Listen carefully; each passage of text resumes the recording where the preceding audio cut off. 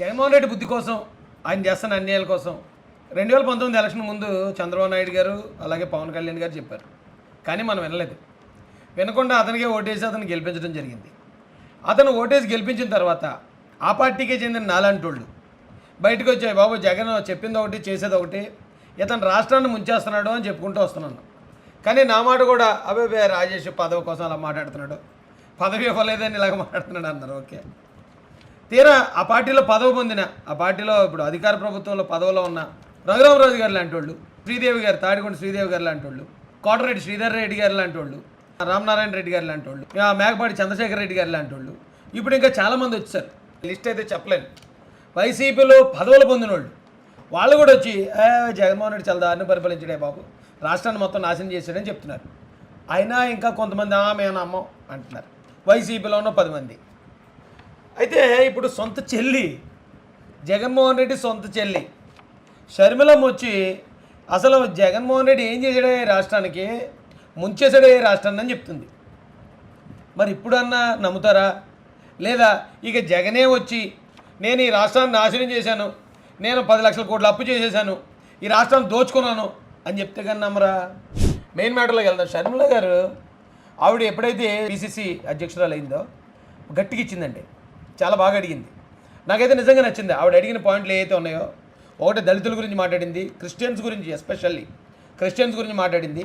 ఈ రాష్ట్రంలో ఫండ్స్ ఎలా మిస్యూజ్ అయ్యాయి, ఎందుకు జీతాలు ఇవ్వలేకపోతున్నారు, ఎందుకు రోడ్లు వేయలేకపోతున్నారు, పర్ఫెక్ట్ పాయింట్లు అడిగింది ఆవిడ. ఆ పాయింట్లకి సమాధానాలు లేని వైసీపీలో కొద్దిమంది గజ్జి కుక్కలో వాళ్ళు పెట్టే ఆ పోస్టులు ఎలా ఉన్నాయంటే నిజంగా వీళ్ళు అసలు మనుషులకే పుట్టారా అన్నట్టు ఉన్నాయి. రండి ముందు షర్మిల గారు మాట్లాడదాం. రాష్ట్రంలో ఎక్కడ చూసినా దోచుకోవడం, దాచుకోవడమేనని పీసీసీ అధ్యక్షురాలు షర్మిల మండిపడ్డారు. రాష్ట్రంలో దళితులపై విపరీతంగా దాడులు పెరిగాయని ఆగ్రహం వ్యక్తం చేశారు. మణిపూర్ ఘటనపై సీఎం జగన్ ఎందుకు స్పందించలేదని షర్మిల నిలదీశారు. రాష్ట్రానికి ప్రత్యేక హోదా తేవడం పాలకులకు చేతకాలేదన్న ఆమె, ప్రత్యేక హోదా వచ్చి ఉంటే యువతకు వేలాదిగా ఉద్యోగాలు వచ్చేవన్నారు. యువజన శ్రామిక రైతు కాంగ్రెస్ పార్టీ అధికారంలో ఉంది. వైఎస్ఆర్ కాంగ్రెస్ అంటాం కూడా ఆవిడకి నచ్చలేదు.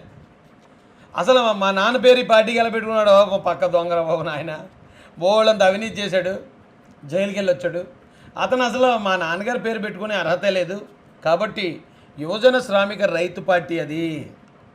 వైఎస్ఆర్ కాంగ్రెస్ పార్టీ అంటే ఎడుగురి సంధింటి రాజశేఖర రెడ్డి పార్టీ కాదు, యువజన శ్రామిక రైతు పార్టీ మాత్రమే.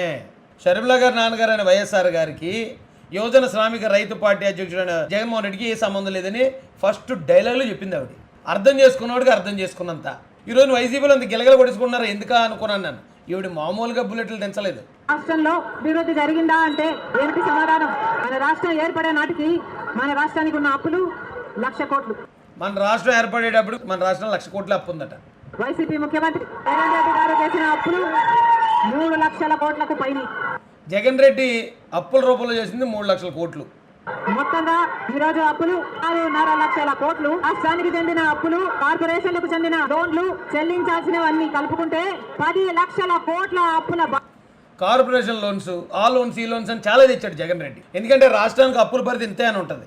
అంతా చేసేసి 3 లక్షల కోట్లు తర్వాత కార్పొరేషన్ల పేర్లతోనూ, లేకపోతే మన కలెక్టర్ ఆఫీస్ తాకట్టు పెట్టి, ఎంఆర్ ఆఫీస్ తాకట్టు పెట్టి, మరోటి తాకట్టు పెట్టి, ఇలా తాకట్టు పెట్టి తెచ్చినాయి.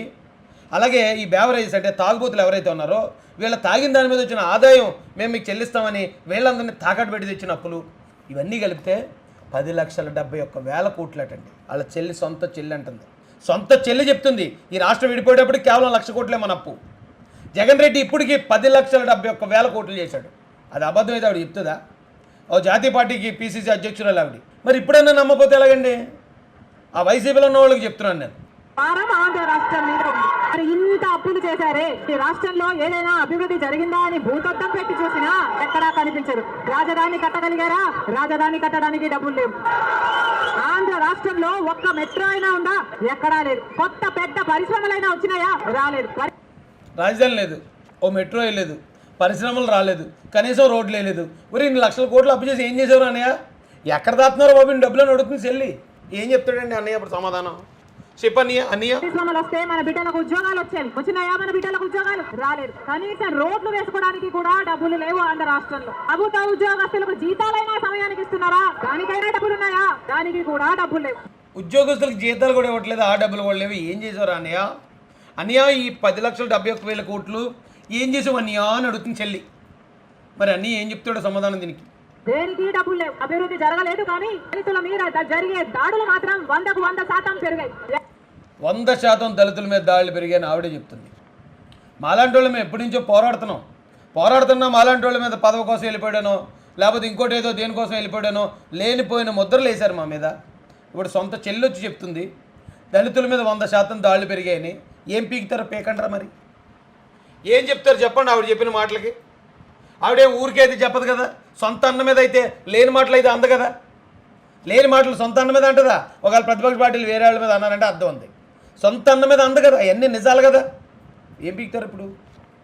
ఎక్కడ చూసినా ఇసుక మాఫియా, ఎక్కడ చూసినా లిక్కర్ మాఫియా, ఎక్కడ చూసినా మైనింగ్ మాఫియా. ఇసుక, లిక్కర్, మైనింగ్ 3 మాఫియాలు జరుగుతున్నాయి. మైనింగ్ పెద్దిరెడ్డి రామచంద్రారెడ్డి, ఇసుక లిక్కరు సజ్జల రెడ్డి ఆధ్వర్యంలో జరుగుతుంది. లిక్కర్ కూడా సొంత లిక్కర్ తయారు చేసుకుని పచ్చిమందు తయారు చేసి ఎక్కువ రేట్లు పెట్టి అమ్మేసి జనాల ప్రాణాలు తీసేస్తున్నారు, పక్కన వాళ్ళ జేబును మొత్తం కొల్లగొట్టేస్తున్నారు అని సొంత చెల్లి అంటుంది. ఏం చెప్తారు అబ్బాయి మరి వైసీపీ అబ్బాయిలు? ఇప్పుడు ఎక్కడ పారిపోతారు? ఈవిడికి సమాధానం చెప్పలేక ఈవిడ మీద బూతులు దాడి దిగింది వైసీపీ రెడ్ల బ్యాచ్. ఈవిడ మీద బూతులు దాడి వైసీపీ పేటీఎం బ్యాచ్. ఎక్కడ చూసినా దోచుకోవడం, దాచుకోవడం. అంటే ఏం జరిగింది? ఆంధ్ర రాష్ట్రానికి స్పెషల్ స్టేటస్. జగన్ బ్రో అంటాడు డీబీటీ, ప్రతిపక్షాలు దోచుకో పంచుకో తినుకో అంటాడు.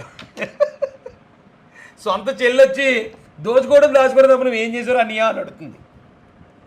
10,71,000 కోట్లు అప్పు చేసావు, లెక్కర్ మీద ఇసుక మీద మైనింగ్ మీద మాఫియా చేసావు, ఊరి లక్షల కోట్లని ఎక్కడ తెచ్చావు అన్నయ్య చెప్పన్నయ్య చెల్లి అడుగుతుంది. నువ్వు మళ్ళీ ఎదుటోళ్ళని మళ్ళీ విమర్శిస్తావు. నువ్వు వస్తే ట్యాక్స్ డిడక్షన్స్ వస్తాయి, రాయితీలు ఇన్సెంటివ్స్ వస్తాయి, పరిశ్రమలు వస్తాయి. పరిశ్రమలు వస్తే మన బిడ్డలకు ఉద్యోగాలు వస్తాయి. ఎందుకంటే పాలకులు స్పెషల్ స్టేటస్ తేవడంలో విఫలమయ్యారు, వాళ్ళకు చేత కాలేదు కాబట్టి. ఆఖరికి మణిపూర్ లో ఎంత మంది క్రైస్తవులను 2,000 చర్చలను ధ్వంసం చేసిన, 60,000 క్రైస్తవులని నిర్వాసితులను చేసిన, కనీసం అప్పుడు కూడా జగన్ రెడ్డి గారు క్రైస్తవుడు అయ్యుండి కూడా ఒక్కసారి కూడా మణిపూర్ ఘటన మీదే మాట్లాడలేదు. మరి క్రైస్తవుల కడుపు మండిపోదా? క్లియర్గా అడిగిందండి క్రైస్తవుల తరపున. ఇప్పుడు జగన్మోహన్ రెడ్డి నేను క్రైస్తవుని అని చెప్పి ప్రచారం చేసుకున్నాడు. అప్పుడు నేను బైబిల్ చదివేస్తాను, నాకు అంత దేవుడే, నేను మా అమ్మగారిని పలానా మీటింగ్ పంపించేస్తాను, మా బావ అనిల్తో ఏ క్రిస్టియన్ మీటింగ్లు పెట్టించేస్తున్నాను, షర్మిలమ్మ భారతమ్మ అత్తమాడు చర్చికి వెళ్ళిపోతారని క్రిస్టియన్స్ అందరినీ మోసం చేసాడు ఇతను. మరి ఆవిడ అడుగుతుంది సూట్గా. అయితే ఆవిడ పక్క రాష్ట్రాల గురించి అడిగింది, కానీ ఇక్కడ చనిపోయిన దళితుల్లో 80% మంది దళిత క్రైస్తవులు. ఇక్కడ క్రైస్తవుల్ని చంపేస్తే వైసీపీ వాళ్ళు కనీసం వాటి మీద స్పందించలేదమ్మా జగన్ రెడ్డి స్పందించకపోగా కనీసం ఏ ఇంటికి ఒక్క ఇంటికి కూడా చనిపోయిన వాళ్ళ ఇంటికి వెళ్ళి కనీసం పరామర్శించలేదు, వెళ్ళి వాళ్ళకి ధైర్యం చెప్పలేదు. ఒక్క కుటుంబాన్ని కూడా. ఏమంటే ముఖ్యమంత్రులు పరామర్శించలేదా? చంద్రబాబు నాయుడు గారు చనిపోయిన వాళ్ళని పరామర్శించలేదా? ఎందుకు ఈ గవర్నమెంట్లో చనిపోయిన వాళ్ళందరినీ లోకేష్ గారు వెళ్ళి పరామర్శించి వచ్చారు, అన్ని కుటుంబాలని. లోకేష్ గారి కన్నా గొప్పడా జగన్మోహన్ రెడ్డి? లోకేష్ గారి కన్నా నిజాయితీపరుడా? లోకేష్ గారి కన్నా తెలివైనోడా? లోకేష్ గారి కన్నా చదువుకున్నవాడా? ఇందులో గొప్ప లోకేష్ గారి కన్నా.